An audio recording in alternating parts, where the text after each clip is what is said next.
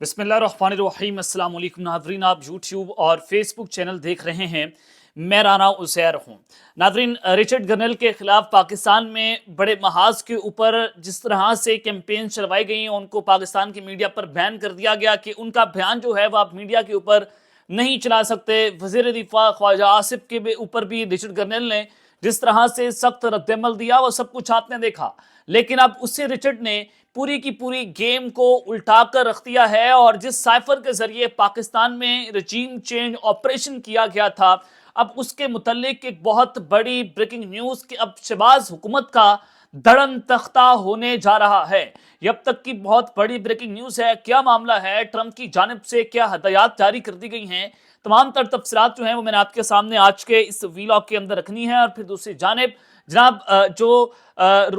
एक बड़ी अहम तरीन मुलाकात हुई है, वो मुलाकात शहर इक़्तिदार के अंदर। और उस मुलाकात की टाइमिंग बहुत इंपॉर्टेंट है कि जब एक जानिब तो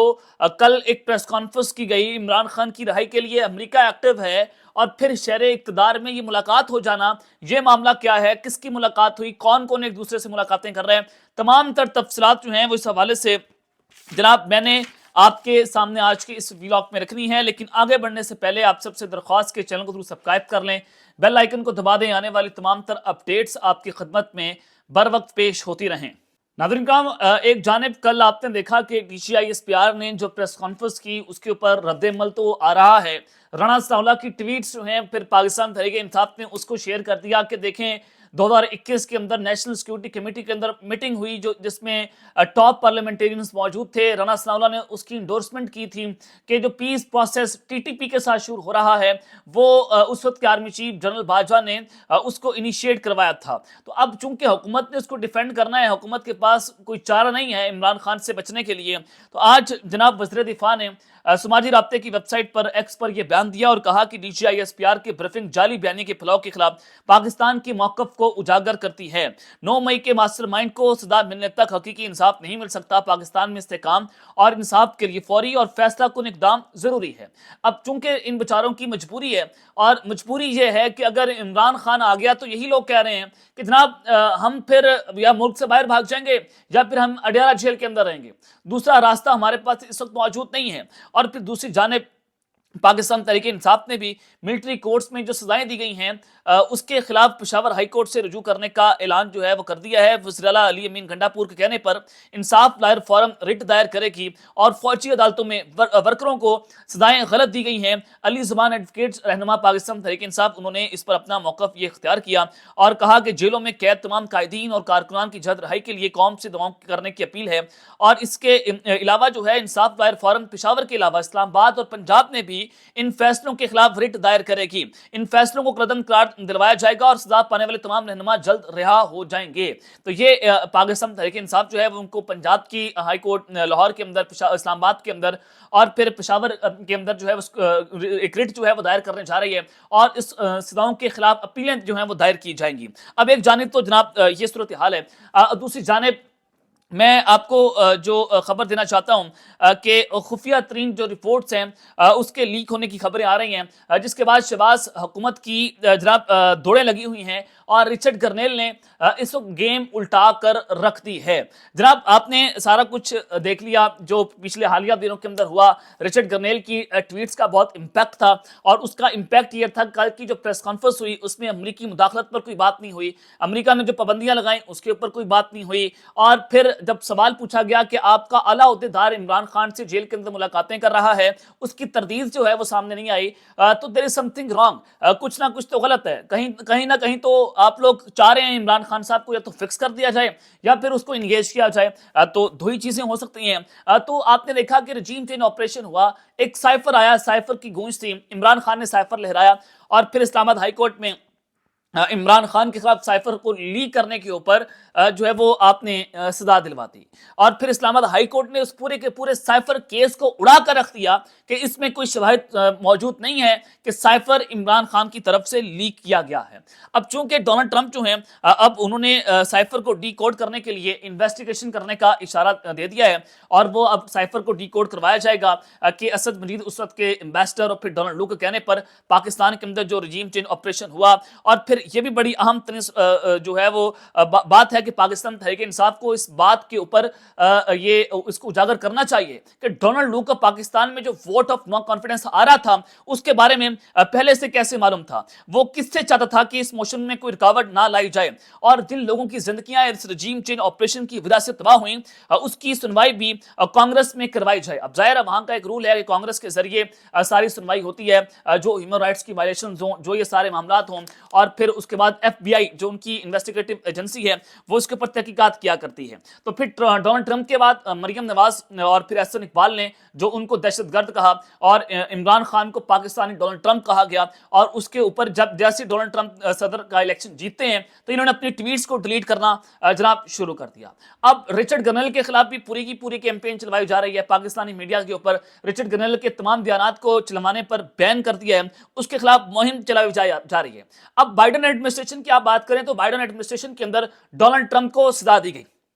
اب ظاہر ہے ڈونلڈ ٹرمپ نے بھی جو بائیڈن سے بدلہ تو لینا ہے، تو اب ڈونلڈ ٹرمپ جو ہے وہ رجیم چینج آپریشنز کے خلاف تھا، چاہے وہ مڈل ایسٹ کے اندر ہو، چاہے وہ پاکستان میں ہو، کہیں بھی ہو، ڈونلڈ ٹرمپ ان کے خلاف تھا۔ وہ جناب جس طرح سے افغانستان میں یو ایس وڈرا ہوئی، ان کی ٹروپس وہاں سے نکلی، وہ ڈونلڈ ٹرمپ کا فیصلہ تھا، وہ ان کی ایڈمنسٹریشن کا فیصلہ تھا۔ جو بائیڈن جو ہے وہ جنگوں کا حامی ہے، ڈونلڈ ٹرمپ اس کے خلاف تھا۔ تو اب ٹرمپ ایڈمنسٹریشن جو ہے وہ سائفر انویسٹیگیشن کروانے جا رہی ہے، اور پھر اس انویسٹیگیشن کے اندر نہ صرف جو بائیڈن کے خلاف ثبوت آئیں گے بلکہ پاکستانی حکومت بھی اس کے اندر پھنسے گی، جو رجیم چینج آپریشن کے بعد مادر وجود کے اندر آئی، جیسے پی ڈی ایم کی جو 14 پارٹیوں کی جو پولیٹیکل گینگسٹرز ہیں وہ اکٹھے ہو کر پاکستان میں جو ہے وہ برسر اقتدار آئے۔ اور اس میں سب سے امپورٹنٹ بات یہ ہے کہ اس میں یو ایس ایڈ کا پیسہ استعمال ہوا، اور کانگریس جو ہے اگر اس پر سوال اٹھاتے ہیں تو اس کے اوپر ایف بی آئی پھر اپنی تحقیقات کرے گا، ٹرمپ ایڈمنسٹریشن۔ اور پھر رچرڈ گرنل جس طرح سے ٹویٹس کر رہا ہے، اس کا بہت ہی قریبی ترین دوست وہ ایف بی آئی کا چیف لگ گئے، اور پھر جب معاملہ اس کے پاس جائے گا تو پھر آپ اندازہ کریں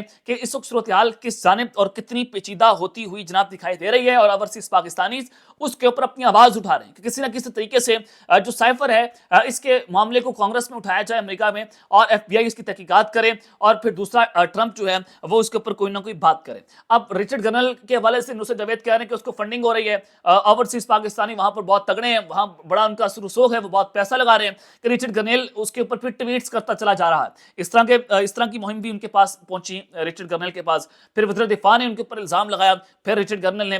جو پاکستانی سفیر ہیں ان کو واشنگٹن ڈی سی میں طلب کر لیا ہے۔ تو یہ ایک پوری ساری چیزیں ہیں جو اس طرف جاتی ہوئی دکھائی دے رہی ہیں کہ عالمی عدالتوں کے اندر اس کا مقدمہ چل سکتا ہے۔ اور دوسرا یہ کہ آج روسی سفیر جو ہیں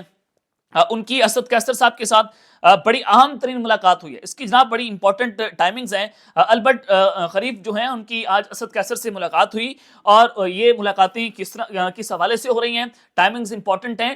کہ پہلے امریکہ اس پورے کھیل کے اندر ایکٹیو ہو گیا، اب روس اس کے اندر ایکٹیو ہوا، اور پی ٹی آئی کے ساتھ ملاقات ہونا، اسد کیسر کے ساتھ ملاقات ہونا، عمران خان کی رہائی کو لے کر اس وقت عالمی اسٹیبلشمنٹ جو ہے وہ بھی ایکٹیو ہو گئی ہے، وہ اپنا کردار ادا کرنا شروع ہو گئی ہے۔ اور اس میں اہم ترین خبر یہ بھی ہے کہ آج کل جس طرح سے پریس کانفرنس ہوئی D G I S P R کی، تو اس کے فوری بعد آج خوارج نے افغان طالبان کی پوسٹروں کا استعمال کرتے ہوئے حملہ کرنے کی کوشش کی ہے، اور پاک فوج نے اس کو پسپا کر دیا۔ یہ ایک چلیں یہاں پر ہمیں داد دینا پڑے گی، آپ اوپر کی ٹاپ ہائی براس سے اختلاف کریں، لیکن پاکستان کی فوج کا مورال آپ کبھی بلند رکھنا چاہیے، آپ کو کبھی ان کو پسپا نہیں کرنا چاہیے۔ جو بارڈر پر کھڑا ہو کر ہمارا فوجی ہماری حفاظت کر رہے ہیں، اور جو دہشت گرد ان پر حملہ کرنے کی کوشش کرے گا ہم اس کے خلاف آواز اٹھائیں گے۔ اب خوارج نے افغان طالبان کی پوسٹیں استعمال کرنے کی کوششیں کی ہیں، تو اس کا مطلب یہ ہے کہ پاکستان کو ڈی سٹیبلائز کرنے کے لیے جو افغان طالبان ہیں وہ ٹی ٹی پی کو مکمل طور پر سپورٹ کرتے ہوئے دکھائی دے رہے ہیں، لیکن پاکستان کی فوج نے اس کو جناب پسپا کر دیا ہے۔ یہ کل کی آئی ایس پی آر کی پریس کانفرنس کے آفٹر شاکس ہیں جو وہاں سے چیزیں آپ کو جناب دیکھنے کو مل رہی ہیں۔ تو شہر اقتدار میں روسی سفیر کی اور اسد کیسر صاحب کی ملاقات ہوئی ہے، تو یہ ملاقات جو ہے وہ بہت امپیکٹ رکھے گی اس پورے کے پورے کھیل کے اندر۔ اور پھر اب نون لیگ والوں کی دوڑیں بھی لگی ہوئی ہیں، شہباز حکومت کی دوڑیں لگی ہوئی ہیں۔ آج رانا ثناء اللہ صاحب نے ایک شرط رکھی، ایک جناب وہ کسی سیمینار سے وہ خطاب کر رہے تھے، جس میں انہوں نے کہا کہ اگر مجھ سے آج کا سچ منوانا ہے تو کل میرا سچ بھی ماننا پڑے گا۔ یعنی کہ آج کیا ہو رہا ہے، آج آپ نے 8 फरवरी का इलेक्शन चोरी किया, रजीम चेंज ऑपरेशन पाकिस्तान के अंदर हुआ, इमरान खान की पार्टी के ऊपर जुल्म हुआ, जो जुल्म बर्बरियत 9 मई 26 नवंबर सारा कुछ हुआ, ये सारा प्री प्लान था। इसमें कोई आप दो राय नहीं है, किसी की आंखें बंद नहीं है, आप जितनी मर्जी प्रेस कॉन्फ्रेंसेस कर लें, आप ये सच है और ये लोग मानते नहीं है। अब राना स्मोला कहते हैं कि अगर आपने ये सच मनवाना है तो कल जो हमारे साथ जुल्म होगा तो फिर आपको वो सच भी मानना पड़ेगा। लेकिन देखें, कौम आपका सच मानेगी नहीं। जो जुल्म बर्बरियत जो आपने बेहजाई इस मुल्क में फैलानी थी, फैला ली, लोगों के दिलों में आपने नफरत भर दी। क्या लोग आपकी बात सुनने को तैयार होंगे? और आप इसी वजह से शर्त रख रहे हैं कि खुदा का वास्ते फिर हमारी बात भी सुन लें, लेकिन लोग आपकी बात नहीं सुनेंगे, चाहे आप सच भी बोल रहे हो। लोग अब आपके ऊपर यकीन नहीं करेंगे क्योंकि आपने जो इस मुल्क के साथ खिलवाड़ करना था कर लिया।